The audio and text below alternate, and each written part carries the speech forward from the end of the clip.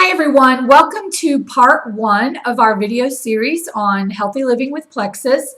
And I want to talk to you about the actual root cause of 99% of our weight problems. Now, it's important to remember that obesity is a very complex disease and it has many contributing factors. There is no one cause as to why a lot of us struggle with our weight. There are genetic factors, environmental factors, cultural factors, and the not so very popular personal choice factors.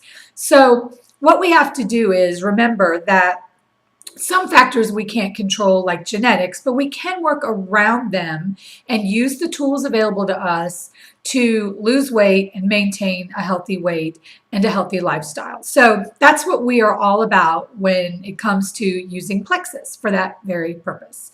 So let's talk about the real root of all of this, and that is our overconsumption of sugar and non-nutritive carbohydrates. The obesity epidemic really started to skyrocket in the 1960s when the low-fat craze came into play. Why is that? When you take the fat out of food, it pretty much tastes horrible, so they replaced that fat with sugar. So we'll talk more about that later, and we'll get into reading food labels and hidden sugar and hidden carbs. But for now, I want you to think about over the next week as you are starting your Plexus journey or already on your Plexus journey, that in order to help these products, especially if you're on that triplex combo, and if you're not, you need to be. That combination of the Slim, the ProBio 5, and the BioCleanse are going to do amazing things to get your body in balance, your hormones, your lipid levels, the balance of bacteria in your gut, and things like that. So the important thing to remember is to start now really eliminating the things in your daily diet that are keeping you from losing weight and in a lot of cases making you gain weight. Sugar, rice, pasta, which is made from flour, so flour, things like that. Now, sugar is sugar is sugar. And I don't care if you're eating raw honey, turbinado sugar, white table sugar, agave nectar, and people will say, but Erin, I'm eating this organic, farm-grown raw honey. Doesn't matter. Sugar is sugar is sugar.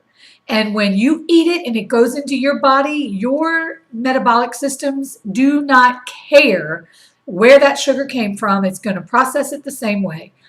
I will repeat this again, and this is the most critical thing to remember. Sugar is sugar is sugar. So if you're drinking your glass of tea with white sugar cubes or raw honey, doesn't matter. You're doing the same thing. We'll talk about why later on. So I want you to really eliminate all added sugars. Naturally occurring lactose in dairy products is fine.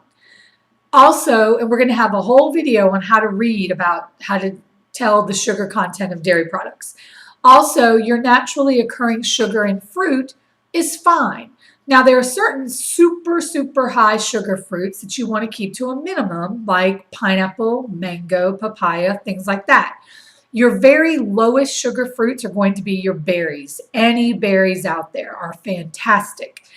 Some other things that are good would be bananas, apples, pears, things like that. So you don't have to eliminate a lot of the natural sugar. It's the added sugars, the processed sugars, and then the things like honey.